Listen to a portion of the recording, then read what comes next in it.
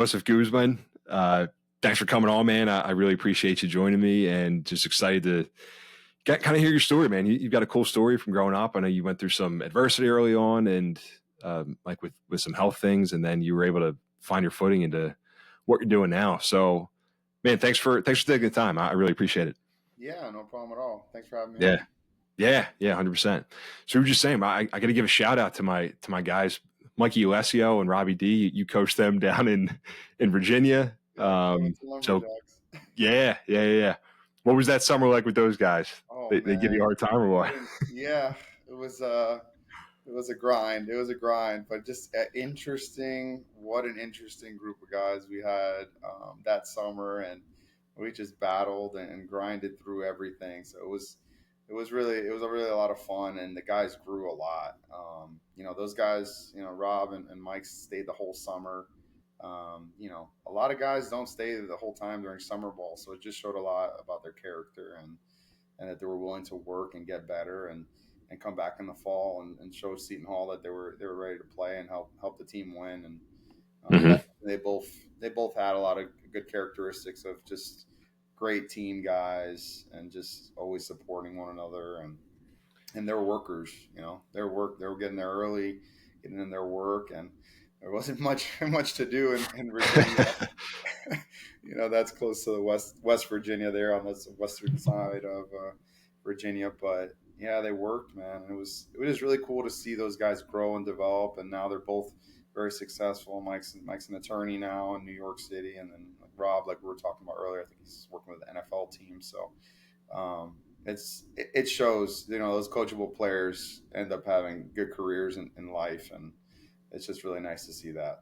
Definitely. Yeah, it's cool that you're able to keep those relationships too, man. 'Cause that's what I say. I'm like, that's baseball. I kind of forget most of the baseball stuff to a certain extent, but you Right. remember like the guys that you had fun with. You remember the coaches that were good leaders and wanted to see guys succeed, really. So, um, but listen, man, I figured I would love to start just by you sharing like kind of the origin of how you got to where you are now. But first, like I've heard you just talk on a few other podcast episodes about like some health things that you had going on early on and just like overcoming those and that kind of being a stepping stone to getting to where you are now. So maybe if you could just share a little bit about that and how it's shaped you, I think that'd be great.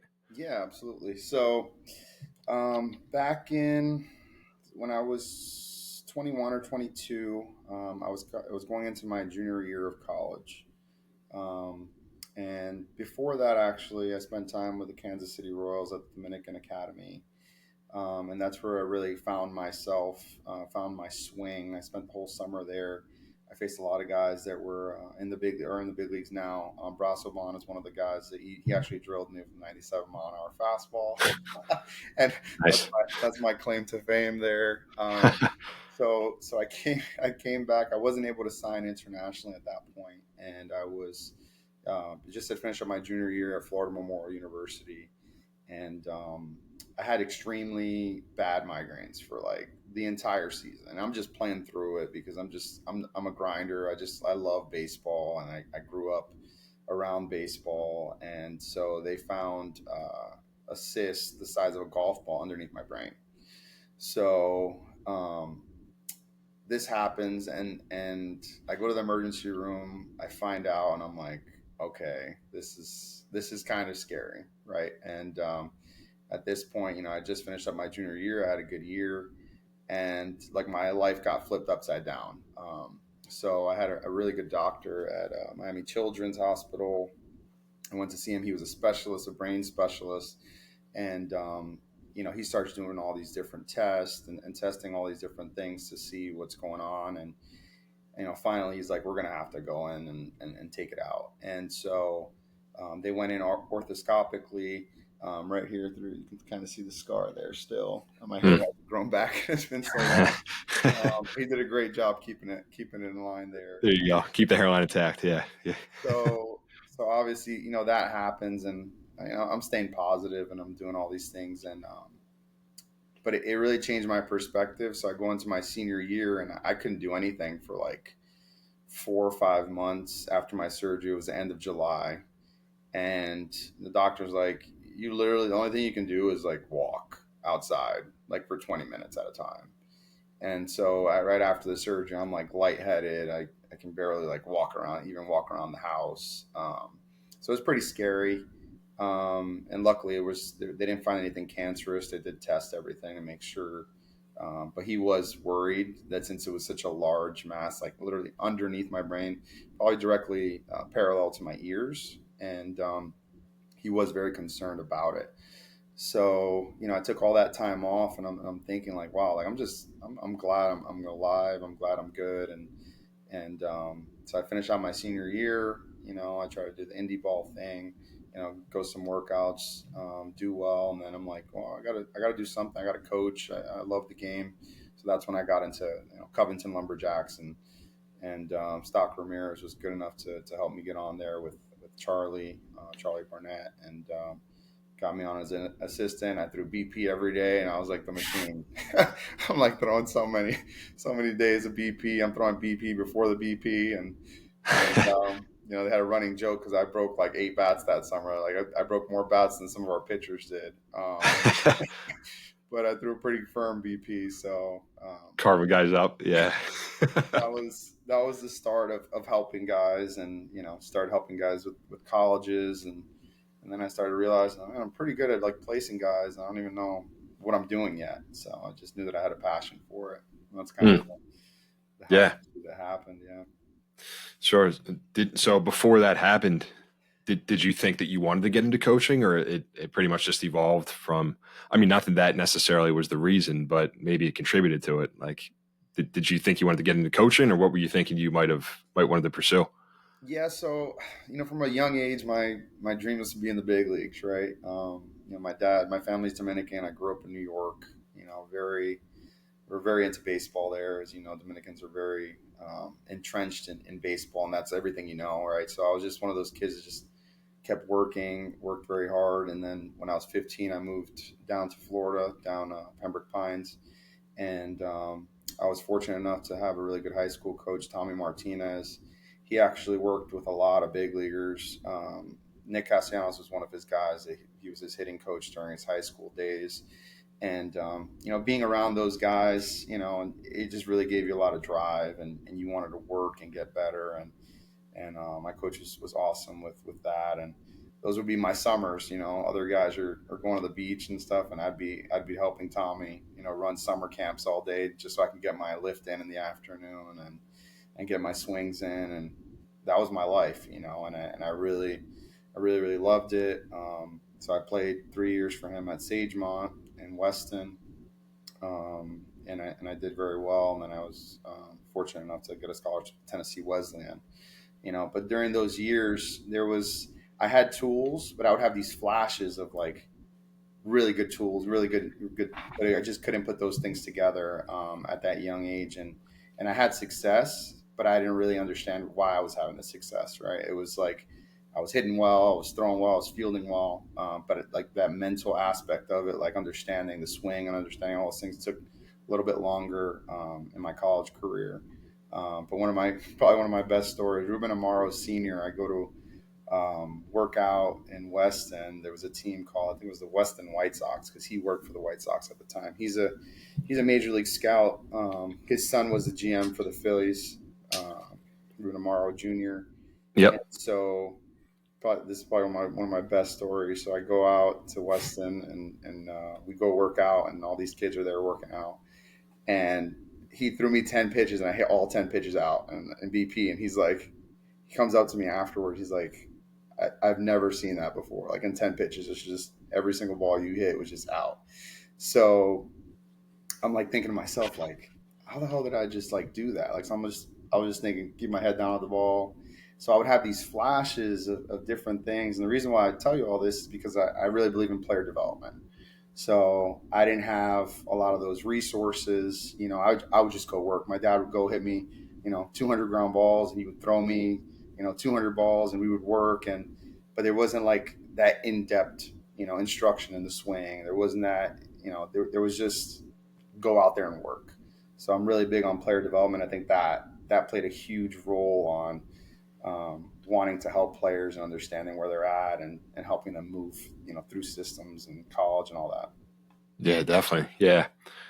Yeah, Ruben Amaro. So I'm a Philly guy. Like I'm a big time Phillies fan. So Ruben Castellanos heating up a little bit, but he should have signed you right on the spot when that happened. Yeah, um, I was like, dude, come on, like, so he was with the White Sox at the time. That was his dad, and he was an international scout. But yeah, he pulled me to the side, and he was just like, I've never had a player do that before. So he's throwing, and I'm just hitting every ball out. I'm like, yeah, this is normal, right? Yeah, like, and yeah, that was probably one of my cooler stories. But it just goes to show, like, you have the tools, but you need to have somebody to help you develop those tools and be consistent with those tools.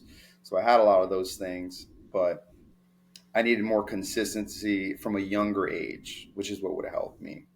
definitely. So you didn't necessarily have somebody like in your ear on that kind of stuff like that. That's kind of you reflecting on it now, right? Right. But back then it was kind of just like, all right, Yeah, we're just kind of gonna go and play. like agents, advisors, like that wasn't really a thing. Like you're only if you're like a first rounder. The saying was always this. If you're good enough, they'll find you. Right. This is what you constantly hear, and it's like, well, no, there's a lot of players out there, and if they don't see you, they're not going to find you. So that's me looking back now, and I'm just like, every time I get a player sign or something, I'm just so grateful that I'm able to be that person, and to be that light for those players and make a difference because I know how hard it was, right? Even having some baseball people around me, I'm working doing summer camps with Nick Castellanos, hitting coach at the time when he was 14, and he was an outlier back then, 6'3" in eighth grade, hitting home runs, doing things, and he's on Hosmer's team as a eighth grader, American Heritage, I think at that time, and but you see all those things, but he was around a lot of those guys. He was coming in for lessons constantly. He was doing weight training with specific guys, speed training. He was doing a lot of different things. So I think a lot of those resources obviously help on the player development side. And when you have those things available, it makes a huge impact on those Mm. players with already tools and things of that nature. Oh yeah, yeah, 100%. How much so? How much do you think it is like natural talent? Obviously, like you're saying, there's guys that are freaks, and probably regardless, they're going to make it, whether whether they develop it or not. But like the natural talent versus developing that. Do you have any thoughts on that? I don't know. Like obviously, there's guys that either their dads play in the big leagues or anything or things along those lines, but then there's others who are the outliers, like you're saying, that somehow just chip away, and then they make it. So, I'm just curious what your thoughts are on that. Like, how much of that is Yeah, talent? it just really depends because a lot of it I think is psychological, right? Like sometimes you have this kid that's 12 and he's like the greatest player on the planet, and for whatever reason they're 14 and now they haven't grown anymore, and now it starts to mess with their psyche a little bit, and they're just not sure, like, am I good, am I that good, and I think that plays a huge role, is just that mental aspect, and this is something that I talk to my players about all the time, that like the best players are crazy about like their ability. They believe in their ability, their work ethic, they're routine oriented. So I think that plays a huge role. You obviously have to have some God-given ability, but I'm more on the mental side. If you give me two players and one has better tools but not that much better, and the other one has a better mental game, you know me personally, I'm going to go for the guy with the better mental game than the guy that's pouting in the dugout, or he's complaining about the pitcher's throwing too slow that game, that's why he didn't hit. And it's it's just very different, when you have that mentality of like, I'm going to crush this guy no matter what. Like, I don't care who's pitching, I don't care who's throwing against me. I don't care who we're going up against. I don't. We're going to win today. And I think that's a mentality that you see. And Harold Reynolds was talking about in the draft this year. I don't know if you call any of the live draft, but he goes to interview the first round picks, and all of them are like, "You just got a dog. Like, we're going to win a World Series. Like, when I get up there, like they there's no like hesitation in their voice. It's like, this is what you're getting, and I'm going to get there. And there's some guys that are almost in the big leagues already, and they were just drafted. Um, that 3 years ago weren't even really a top 3 round pick out of high school. So they just mentally kept working and developing. Yeah, man. Absolutely. Um, how would you, as somebody in your position, evaluate that then? And obviously, like, I want to get into kind of what you're doing now and how you're helping like players, but how do you evaluate that when you're trying to go after a guy to work with, versus the physical skills? Yeah, so you see the skills. Obviously, the eye test is huge. Like, you see a guy with a good body that runs well, that works well. But I'm really watching the guys in the dugout. Like, are they just sitting there, like, wondering, what shape the cloud is, or are their eyes like tracking the pitcher, right? Or are they noticing certain things and telling their teammates? Like, these are the things that I'm looking at, right? Like, and it's people look at me like I'm crazy probably some of the times, the way I'm just like checking it in the dugout and doing things, but that's what I'm looking for. I'm looking for a good teammate. I'm looking for the guy that you know sees something the pitcher's doing that might be tipping a pitch, and you see him in the dugout like, hey, come here, and hey, the pitcher did this, or they strike out, and instead of slamming the bat in the helmet, they're going to tell the next guy on deck, like, hey man, he has a really good changeup, or and these are things that you can see as a baseball player. It too. Like, you can see certain things within the game, and that's kind of what I look for as far as like hitters, and then pitchers too, right? So a big thing for me is, like, if I see a pitcher, he throws a pitch, his shortstop makes an error, and he's doing this, like, he's like, oh, like, Mhm. it's like the worst thing in the world, right? Like, where's his head at? Where's his head at, right? Like, where's he going to do the next pitch? Like, he's probably not going to be focused on that. Whereas, if the guy makes an error and he goes, hey man, I got you on this one, right? Like, he's trying to strike the next guy out because he knows his shortstop is not feeling good right now for missing that routine play. Um, so things like that is really, really what I look for. And then obviously the conversations that I have with the kids, as they're coming up, because I'm talking to kids sometimes 16, 17, 18, and are they kids that are mature, or are they just kids, right? Some kids they're not ready to go and play pro ball. They're not ready even to pick up their own stuff in the dugout. So all those little things really, really matter for me, because like I said, I'm a person that I believe in player development, and I believe that guys that continue to work, and if they have the right resources, they have a chance to become a big leaguer if they have the tools. So Definitely, man. Yeah, yeah. It is kind of, it's like the game within the game.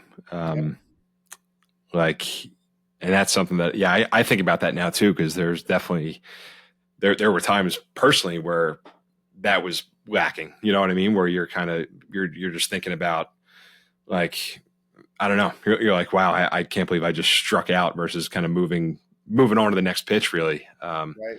it's cliche, but I don't know. That's what it's just interesting about guys that make it to that next level, and just how mentally, like, locked in they can be. Mm-hmm. That the mental game's so important. Yeah, So it's huge. And I have a friend that he played with Mike Trout in the minors, and um, the story goes he was like 0 for 3 with like 3 strikeouts, and so his fourth at bat, he hits an absolute bomb, and I guess the manager was like, "Man, way to swing it, but you got to cut down the strikeouts." And like his response was, "But did you see how far I hit that bomb?" And it's just like it, yeah, it it's out of sight, out of mind. Like, next at bat, next pitch, and that's why those guys aren't phased. I mean, you look at some of these players that were World Series MVPs, and the David Ecksteins of the world, the Dustin Pedroias of the world, the Hunter Pences of the world. Like, there was so many other guys that were more talented than those guys, but you didn't want to play against those guys. No team wanted to play against them. I mean, I heard stories. Dustin Pedroia, like in the minors, he's cursing at the fans from, he's away somewhere. He's cursing at the fans like, we're gonna kick your ass today. Like, and the fans are like, what? Like, like we don't even know who this guy is. But like Yeah. mentally, he's just like in battle mode, and he's 5'7". And it's just incredible. And that's the beauty of baseball. And that's why I love it so much too, is helping some of these guys that, you know, you don't really think they're gonna make it, and all of a sudden they do, right? And then you're like, oh, where did this guy come from? Well, he's been there, he's been hitting 300, he's been stealing bases, he's been overshadowed for whatever reason. But in baseball, the thing is, if you're performing, you're only going to be overshadowed for so long until they have to let you play. Right. Yeah. The numbers don't lie at a certain point. They got to, like, the guys are going to break through. So, so how about how you got into being, an agent and just like an advisor? But well, maybe what's the difference between those? And then, like, how did you get into that originally? I'm curious. So I started coaching. I coached collegiate summer leagues. I coached travel team. I coached high school, and I started helping players just like find colleges. And I'm like, I don't even know how I'm doing this, but I'm getting these kids committed. And I had players like commit to Oregon State and Tennessee and Mizzou, and then I started getting these kids like to different schools. And at that point, I was advising without even knowing. This wasn't like, hey, give me $5,000 and I'm going to find you the school. It was just like, these were my guys, and I was going to help them any way I could. And I started to see, like, my dad always used to say this when I was younger, is like, it's not what you know, it's who you know. And it's honestly that the networks and everything that you create in baseball is just incredible. And you can have all these relationships with these coaches, and you send them one good player, and like every year you're set. Like, you can probably send them another one, just because of the relationship that you have. So I started doing that,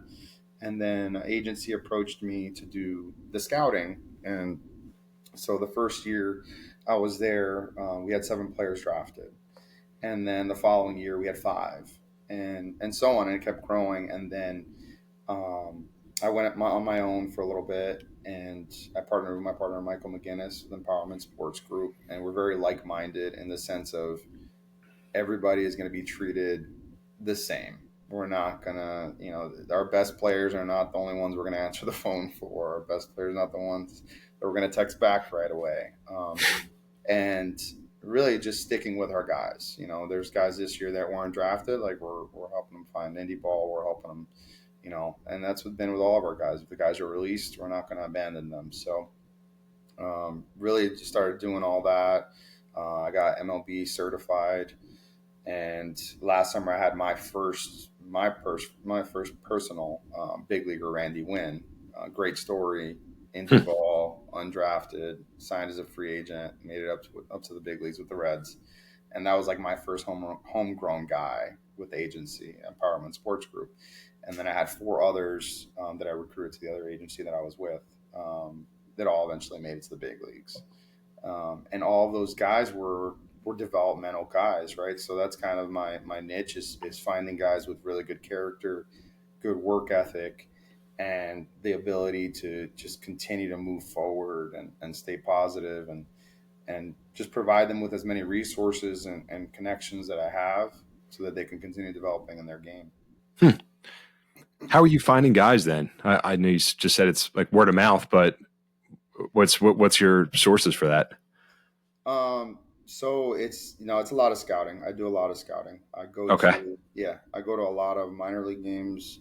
I'll go to a lot of the high school events, showcases, tournaments. I'll fly to different colleges. I'll fly to different junior colleges.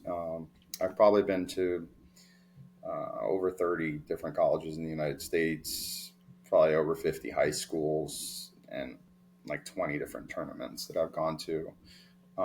Really just looking for the best fit, those players that really believe in what I'm doing, and that I'm going to be fighting for them in their corner.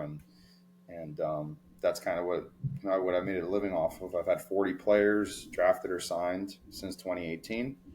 So it's, all good stuff. Yeah, that's cool, man. So Were you focused on then like schools in the South necessarily, or is it like all over the place? Like, are you going to SEC, ACC type of schools, or are they kind of using like bigger agencies? I'm So curious. yeah, so it really depends. A lot of times, if I find a guy in high school, it's a little bit easier to keep those guys that go to ACC or SEC. Um, those top 3 round guys, it's very very competitive. It's not impossible, but it's competitive. But I did have an ACC and SEC guy drafted this year, one in the 10th round, one in the 14th. Some more, you know, round 4 and on is kind of my market. It tends to be because, like I said, I find those guys a little bit sooner and just develop that relationship with them, in hopes that they continue to grow and develop. I do stay in the Southeast a lot, but there's games and teams that cross over. I'll go to the Cape every summer, see my players there. Sometimes players pop up there, but yeah, really just looking for serious tools now at this point, because the draft is very very competitive with the 20 rounds now. Man. Yeah, how's that evolved since you first started? I mean, like, and where's it headed? Like, man, it's competitive, right? Yeah, Like, how do you think scouting and being in an agency, like, how's that going to continue to evolve? it's getting ultra competitive. It used to be 40 rounds, when I Yep. when I started out, and you could honestly, in April, like if you had a guy that hit 20 homers at a D1 level and batted 330, like you could have told them like, hey, you're definitely getting drafted, like no doubt. Now you can't do that. Now it's like, dude, it's really competitive. I'm fighting for you, but we just got to see what day 3 brings. It's gotten so much harder, and so a lot of that comes from the new minor league CBA, um, the changes in rosters and NCAA, like all that stuff, the transfer portal. So once the transfer portal opened up, one of the things that it did was it created, kind of a monopoly with some of the bigger conferences, right? So like the players, the mid-major conferences, the Big East, they're losing a lot of good players to the ACC, SEC, and it makes it tough. So then when all of those really good players are not in the Big East, now, the scouts are like, well, that league isn't that good anymore. Where Hmm. 10 years ago, the Big East had 50 guys drafted or 40 guys drafted. There was a lot of players that were getting picked up out of the Big East. You look at like the Joe Panics and some of those guys that can't. St. John's was just like every year it was like two, Yeah. 3, 4 guys. I don't remember the last time they had a guy drafted now. It's changed a lot. So you go from 40 to 20, right? You have the transfer portal. The transfer portal is attracting guys, away from their mid-major schools. The ACC, SEC, and Big 12 have a lot more data, a lot more analytics. The major league teams like, well, here's the information. We have so much more information in these conferences. Why are we going to go elsewhere? So they Hmm. might take a guy that isn't as good statistically in the ACC than a guy in the MAC or the guy in the Big East, and their argument's going to be, well, we have a lot more data on this guy, and he faced better pitching than the other guys in the Big East or the MAC.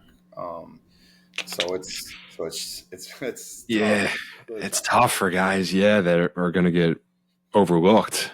I mean, I guess that's probably always been the case to an or been the case to an extent, but now it's probably just even magnified because, like you're saying, like some of these schools are just almost like the minor leagues for the ACC and SEC. A guy has a good season in the Big East, and then he's going to Clemson the next year, right? Yeah, Like it's yeah. insane. So He's a all conference guy, and then they're just yeah, like calling him, and but at the same time, it's like you also don't want players to be stuck somewhere and they can't transfer out when they had an opportunity to. Maybe they didn't get along with their coach anymore, or something like that. So there's good and bad, but I just see a lot of mid majors. It's going to make them struggle, and it's not really fair when you develop a guy for 2 years and then all of a sudden like all your players are going to be juniors and you lose a bunch of your juniors that are supposed to be the leaders of the team.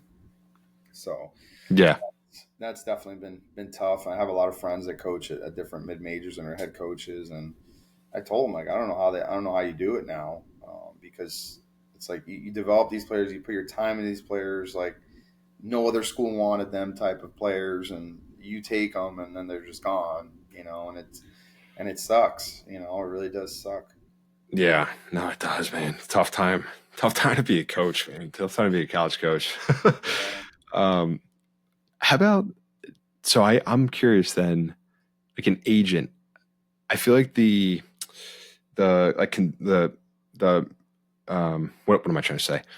Like the public perception of what an agent does is like a really cool job, and like, all right, you're dealing with MLB players, and like you know what I mean. You're dealing with MLB organizations. What what are some misconceptions maybe, or like the tougher parts of being an agent that people from the outside looking in don't understand? Yeah, so I would probably say like just the losing, you can lose a player, college player. There's no, like with college or high school players, you have no contract with them. So, they can literally leave you like the day of the draft. Like, uh, I'm looking, I went elsewhere, so you have to deal with that. And then, when you have a guy that's in the big leagues, people are calling, people are doing things. They're trying to get your players, and that's where really like the loyalty comes in. And there's just not a lot of loyalty anymore. And a lot of that comes from the portal, right? And a lot of that comes from just more selfish nature of the game. Like there's not too much team atmosphere. Like, you're called in to play in a tournament. You don't know the guys you're playing with. You're just there to do your job, win a championship with that team, and never see those players again. So I think that all those things play a huge role in it. And then when players get released now too, right? Like, so the limit has changed. It was 180 players in minor leagues to 165, and that changed over this last year. So now there's players that are literally getting released with good numbers, and they're just like, well, we have these five other guys that are ahead of you, and you're the last guy here that, that's not fitting the mold. You're the center fielder that's not hitting well enough, and you're going to get released. So that's the tough part too. Like finding them a job, an affiliate after, um, is like nearly impossible right now. There's no room since it's condensed too. So I would say those are two probably the hardest things you have to deal with as an agent. And then obviously the negotiations and understanding how to handle that, and deal with front office people. But I would probably say it's that stuff that I just mentioned that's not fun. Yeah, it's tough. Yeah. Yeah, the loyalty part of it. Yeah, because I'm sure there's guys. It's almost similar to college, right? Like the guy commits to say a Big East school and then has a great senior year, and then there's you just see a decommitment. You're like, what happened? He just committed. Like he honored, had a commitment, and he didn't honor it. So you mentioned so the negotiation part of it. Mhm. Can you go into that a little bit? Like I'm curious what that's like. Like how much, like from a number standpoint, maybe like does the guy have a number that he's going to take, and then if they don't meet that, So I'm just curious to hear you talk about that. Yes, I can't go too much in depth on that. What Okay, I, yeah, what I'll say fair. is what I'll say is every situation is situational, right? Every player situation is different. There could be a player, for example, that absolutely loves the Mets, and he's with the Mets, and he's always been with the Mets, and he might say like, give me the best offer that you can give me with the Mets, and if it's the first offer and you think it's good, like let's talk about it and let's roll with it. And you could have another situation where the last 6 years have been miserable with the team. You made it to the big leagues with them, but they don't really care for you, and they put you to pinch hit, and you're not playing much, or you're in the minor leagues and you were starting games, and now all of a sudden you throw every fifth day, or out of the pen, and you're just not happy. Then it's like, I definitely don't want a contract with them. I don't want to be back here next year. Start looking for other places. So it really depends, and it's really situational. Some players want to be where they're at their entire career. Some people want a for sure contract right away, and they want to secure their future. They don't want to mess around with the free agent market. They don't want to, and I tell them the risk that come along with it, right? Like the longer you wait in certain situations, if maybe you don't have the numbers, I'm going to tell you, like, it might be tough, and this might be the better option here. Let's see what we can work out with this team and kind of go from there, because if we drag our feet, you might be left with a lot less. And we're seeing that a lot with agents now, that they're really pushing hard in the negotiation, and then sometimes the player really loses out. So like I said, I'm very much situation to situation. I don't try to put everyone in the same bucket. And we have our statistical tools that we're able to use as MLB certified agents to compare players to other players, based on their metrics, based on the position they play, the small market team, bigger market team, just all these different things we can do projections on. But at the same time, my job is to create the best value for the player, and not ruin it for the player, which Mm. sometimes that happens when you're too stern, and you're like, it has to be this number. Maybe the club has some other money allocated for another position, and that's what they're using it for, and they don't care who you are. I don't care if you're if you're Babe Ruth, right? They're just like, Yeah. we don't have the money to spend it, we're not going to spend it. And then on the other hand, you have the Yankees or the Dodgers that just keep going up, and they'll figure out a way to get it done, because they Mhm. have the money to do it. So it really Yeah. depends on teams too. You have to really analyze those things. Oh, for sure. So are there examples then where you've made like a mistake maybe on a guy and you're like, man, like I wish that this, and even the opposite, like where you're like, all right, man, we just scored a great deal. Like, or Yeah, do you try to stay like I even wouldn't. keeled a little bit? I don't know. Yeah, I wouldn't say I've messed up on any. So far, so good. Yeah. All the contracts that I've been able to negotiate. So no, I Yeah. mean, as the biggest thing is the player's happy, the player goes to play at that place, and they continue to be happy. I haven't had anyone that's unhappy, Hmm. extremely unhappy, or like, oh, this wasn't worth it or anything. I think it's worked out so far. So far Yeah. so good. Right. Not that there would be. So that maybe not a great question, but um, so I'm curious then too, like some of the bigger agencies versus smaller agencies. I know I've heard you say in a few other episodes that like, and you've even talked about it in this, but just the relationship aspect is so important to you, and that's how you grow with guys over time. Is that the same with larger agencies, or like what are some of the differences you think? Yeah, I would say it really depends. There are Yeah. some big agencies that the agents are very good. There's probably my idol agent is John Boggs, which he was Ichiro's agent. Adrian Mhm. Gonzalez, just such a good, like, down to earth person. Really cares about his guys. Just does what he knows how to do. And his first client was Tony Quinn, so that's that's a Pretty good start. pretty, pretty good start. But again, like, I kind of try to mirror him in a sense, because I have the same personality and caring for my players, and a relationship is important. But yeah, some bigger agencies, it depends on the person really. But if you have 30 30 big leaguers, and 10 of them are all stars, sometimes you'll see that the all stars are getting a lot more attention, which you understand. But then you'll have some players that are prospects in Double A, or a top prospect in an organization, and they do feel like they're not important, and that's where I never want my guys to be. I always want my guys to know that I'm there for them, and that I support them no matter what.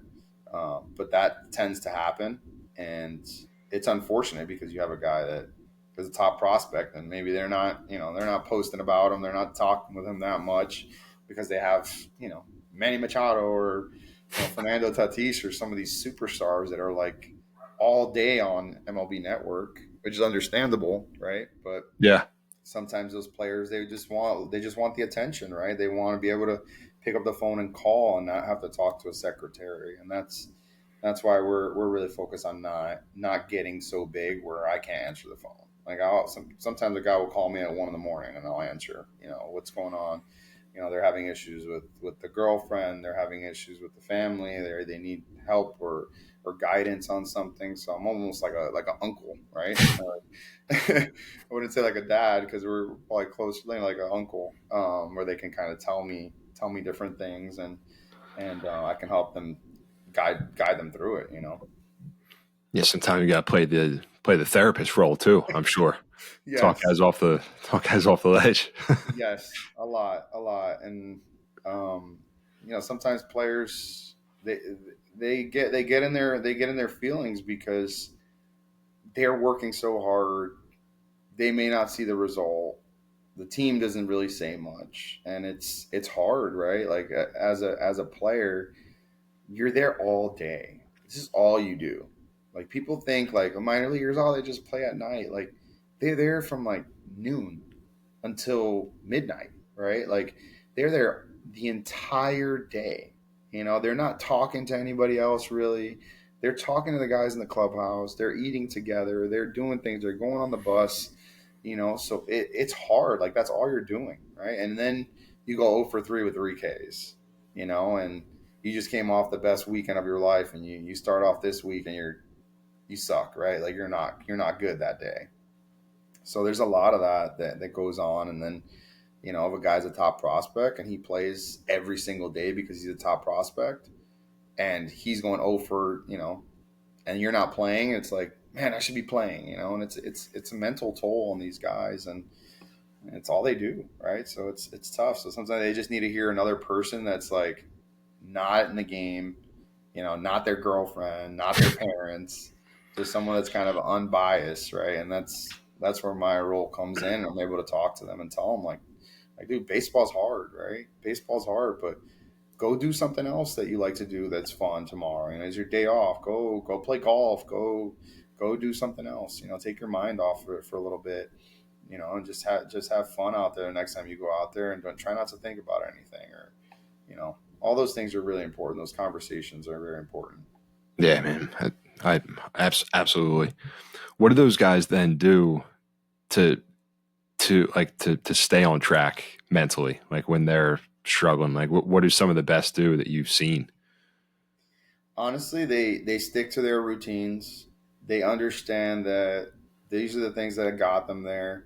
Sometimes that's another thing I have to bring up to them. Like, okay, what things were you good at? Like, why were you drafted? Right? Like, if you hit 20 homers in college because maybe it's hitting extra base hits, right? Maybe it's hitting home runs. But if you didn't hit 20 homers in college and all you did was hit doubles and steal bases, and you're not stealing bases and you're just trying to hit home runs, like what got you there? Don't forget what got you there. If you're a great defensive catcher, like stop trying to hit 400, and worry about being the best defensive catcher first. And then once you have the success there, it's probably going to carry over to the game, as long as you keep your routines in place, because you can't control the outcome, right? You can't control if you're going to get a hit or not. You can control if you hit the ball hard, you know. Yep. So I try to tell guys, remember what got you there, right? If you're a strike thrower, don't try to throw 4 miles an hour harder every single pitch the day you're going out there, because you got to hit a certain velo. Like, get guys out. If you get guys out, you're performing, and then you continue to work on your mechanics, and hopefully the velo jumps naturally. But don't try to get out of your lane, right? And try to be someone else. Or the other thing too is a lot of guys struggle is because they compare themselves to the other guys. It's like, oh, but he's doing this, he had this many, and it's like, you're not him. You need to be the best version of yourself. So that definitely helps some guys too. When I tell them that, it's like, don't worry about what that guy's doing. Like, that guy's going to do what he's going to do. You're going to focus on what you're good at and what you need to do to be successful, and Mhm. whatever that is, that's what it's going to be. You can't try to be someone you're not, right? That's kind of like what Ian Miller, who hooked us up, talks about, who got to the big leagues, right? When he Yeah. struggled, he got outside of himself. He's trying to hit homers, do all that, and that applies to everything, like not even just baseball, but life in general. Yeah, you try to be somebody that you're not, probably going to find yourself in a tough spot, right? Right. So Yeah. yeah, Ian was always a grinder, man. Like, he's a grinder. He'd get on base. He'd steal bases. He'd get base hits. And I know there was what's his name? Denard Span. I read a story on Denard Span, and I believe he was a first rounder. Quote me. I'm not. Don't quote me on it, but I'm pretty sure he was a first rounder. And the story goes, he was worried about everyone else that was making it around him to the big leagues. So every time someone from his draft class made it to the big leagues, he was like, "Man, I gotta get there," and he was just focused on that. And then one day he said that he was like, "Man, I'm not gonna worry about that. Like, what am I doing right now? Like, why do I care who made it from my draft class to the big leagues already? Like, I'm on my own path." And so when he did that, it flipped a switch on, and ends up playing the big leagues. I don't know how many years, but he played center field for so many teams, and he had all the tools. But mentally, he's worried about what everybody else is doing. And it's like you said, like even in life, like you can't be worried about what everyone else is doing. People ask me like, "Aren't you scared?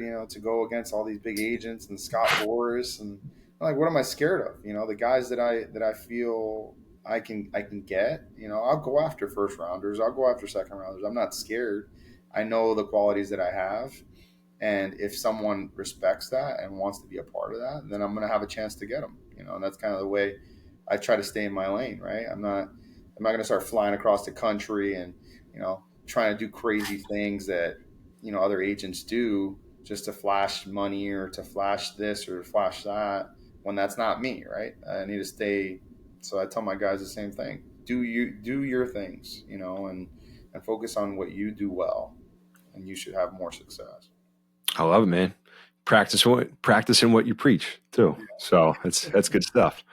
Um, all right, man. Well, listen, Josh, we'll start to wrap it up here a little bit, but Yeah. I wanted to ask you, because I was mentioning to you before we started recording, like kind of why I started this and played college baseball, and then afterwards it was kind of like burnout and just wanted to start working. And now I work in insurance, like that's my full time gig, good company, everything. But I've just found that was something I was curious about, is like guys who play sports at a high level, like what are they doing afterwards? Like, because it's tough to transition that next part.